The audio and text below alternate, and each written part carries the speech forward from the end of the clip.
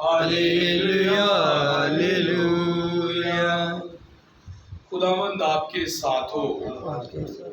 ہمارے خداوند یسوع مسیح کی انجیل بمطابق مقدس متی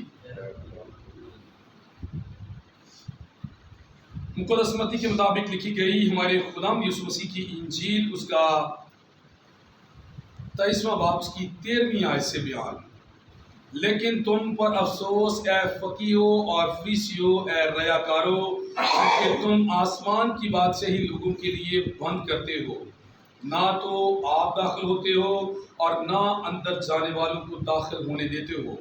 تم پر افسوس اے فقیہو اور فریسیو، اے ریاکارو، جو بیواؤں کے گھروں کو نگلتے ہو اور دکھاوے کے لیے نمازوں کو طول دیتے ہو، تم اس لیے زیادہ سزا پاؤ گے۔ تم پر افسوس اے فقیہو اور فریسیو، اے ریاکارو، کیونکہ تم تری اور خشکی کا دورہ کرتے ہو تاکہ کسی کو اپنا مرید بناؤ، اور جب وہ بن چکا تو اسے اپنے سے 2 گنا جہنم کا فرزند بناتے ہو۔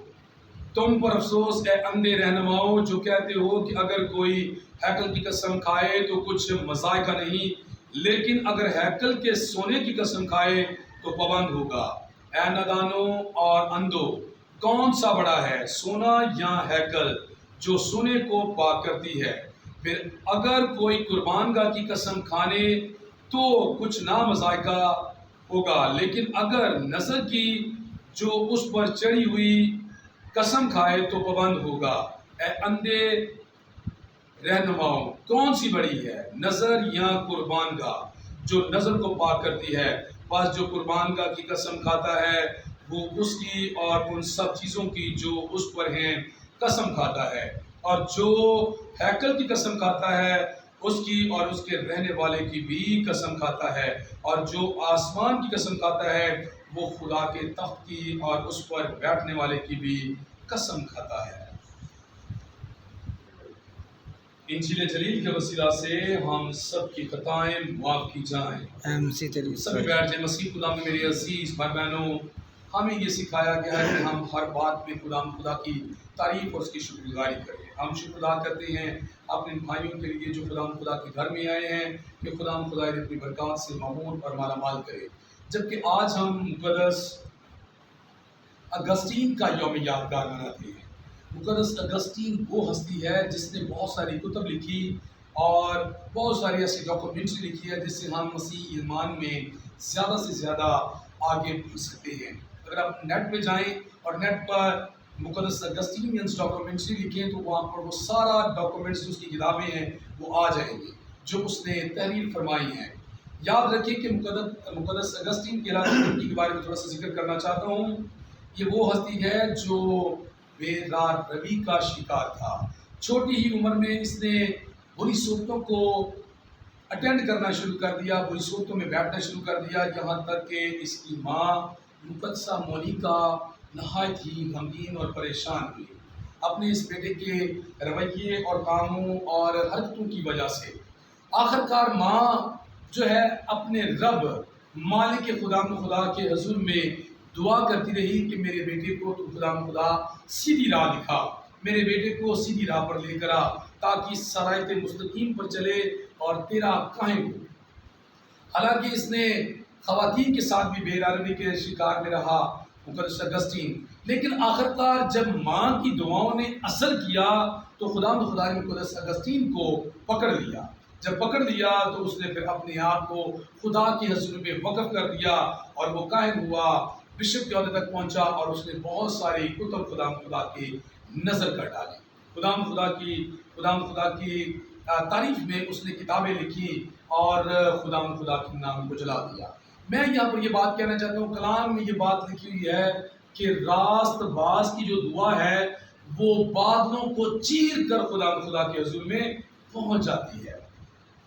مقدس اگسطین کی ماں نے، جس کا نام مقدسہ مونیکا ہے، اپنے بیٹے کے لیے بے تحاشا دعائیں کی، منتیں مناجاتیں کی، اور خدا نے اس راست باز کی آواز کو پکار کو سن لیا کہ جس کا بیٹا بے راہ روی کا شکار تھا وہ سیدھی راہ پر چل پڑا۔ اور آج پورے پاکستان میں، آج پوری دنیا میں مقدس اگسطینین جماعت کے فادر صاحبان ہیں جو خدا کے نام کو جلا دیتے ہیں۔ ہماری دعا ہے مقدس اگسطینین کی تمام جماعت میں کام کرنے والے فادر صاحبان کے لیے، سسٹر صاحبات کے لیے، اور یہ خصوصاً امریکہ میں کام کر رہے ہیں، ہماری دعا ہے کہ یہ جہاں کہیں بھی ہیں خدا ان کا حامی ناصر ہو اور مقدس اگسطین کی شفاعت ان کے ساتھ رہے، اور ہمیں بھی خدا توفیق دے کہ ہم بھی اگر بے روی کا شکار ہیں تو سیدھی راہ پر چل پڑے تاکہ ہم خدا کے نام کو جلا دے سکیں، کیونکہ ہمیں یہ پتا ہے کہ جو میرے بچے ہیں میں ان کے بارے میں خوب جانتا ہوں کہ آیا کہ وہ کون سی راہ پر چل رہے ہیں۔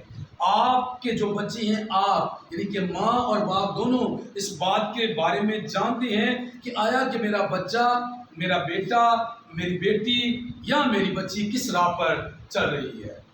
اسی طرح اس ماں مقدسہ مونیکا نے اپنے بیٹے اگسطین کے لیے دعا کو جاری رکھا اور وہ صراط مستقیم پر روانہ ہوا اور اس نے خدا کے نام کو جلا دیا۔ مسیح خدا میں میرے عزیز بھائیو، آج کی پہلی تلاوت جو مقدس پالوس رسول کے خط تسالونیکیوں کے نام سے لی گئی ہے، جس میں ہم نے سنا ہے کہ جو بت پرستی ہے نا وہ ہمارے کاموں کی وجہ سے ہے۔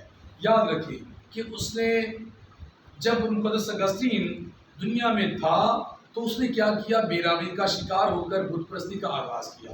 بے روی کا شکار ہونا بت پرستی کے برابر ہے، کیونکہ کلام میں یسوع مسیح فرماتے ہیں کہ جو چیزیں انسان کے اندر سے نکلتی ہیں وہی انسان کو ناپاک کر دیتی ہیں۔ مثال کے طور پر خون ریزی، بری خواہش، برے ارادے، برے خیال، تو یہ مقدس اگسطین میں پائے جاتے تھے جو بت پرستی کے برابر تھے۔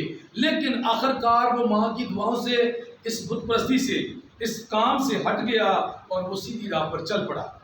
جب وہ سیدھی راہ پر چل پڑا ماں کی دعاؤں کے وسیلے سے، تو اس نے کیا کیا؟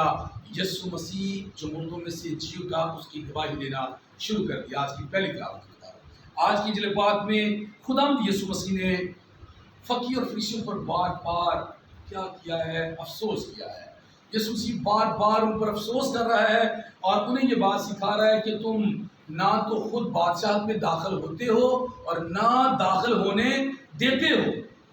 کیوں نہیں ہونے دیتے تھے؟ کیونکہ جو تعلیم انہوں نے پائی تھی نا کہ خون کے بدلے خون، آنکھ کے بدلے آنکھ، دانت کے بدلے دانت، وہ اسی تعلیم پر بار بار عمل کیے جا رہے تھے۔ لیکن جب یسوع مسیح آئے تو یسوع مسیح نے کہا کہ جو تمہاری ایک گال پر تمانچہ مارتا ہے تو دوسرا بھی اس کی طرف کیا کر دے؟ پھیر دے۔ انہوں نے یہ بات کہنی شروع کی کہ یہ بڑا سخت کلام ہے، یہ مشکل کلام ہے، کون تیرے کلام پر عمل کرے گا؟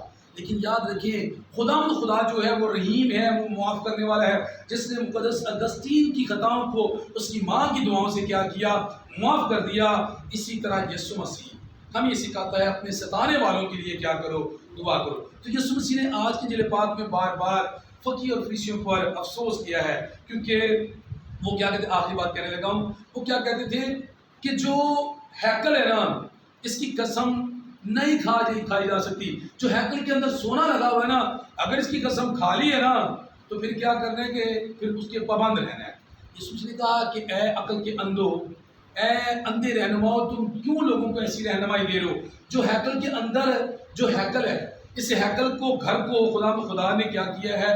برکت دی ہے۔ اس کے اندر جتنی چیزیں پڑی ہوئی ہیں وہ ساری کی ساری کس کی وجہ سے پاک ہے؟ اس گھر کی وجہ سے پاک ہے، اس ہیکل کی وجہ سے پاک ہے۔ یہ بات یسوع مسیح نے سمجھا رہے تھے لیکن اس بات کو سمجھ نہیں تھے، اسی لیے یسوع مسیح نے بار بار ان پر افسوس کیا اور انہیں آخر کار یہ کہا کہ اندھا اندھے کو راہ کیسے دکھا سکتا ہے؟ اگر دکھائے گا تو دونوں کہاں گریں گے؟ گھڑے کے اندر گریں گے۔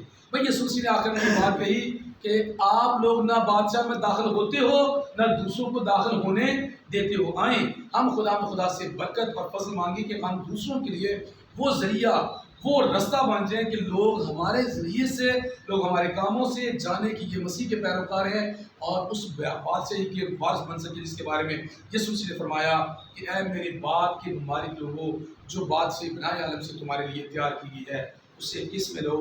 میراث میں۔ وہ میراث میں تب ملنی ہے جب آپ خدا یسوع مسیح کی باتوں پر عمل کرتے ہیں۔ خدا مجھے اور آپ کی توفیق دے، ہم خدا جو میرا اور آپ کا نجات دہندہ ہے، زندہ خدا کا بیٹا ہے، اور اس کی تمام کلام کی باتوں پر عمل کرنے والے بن جائیں۔ مسیح ہمارے خدا کے وسیلہ سے آمین۔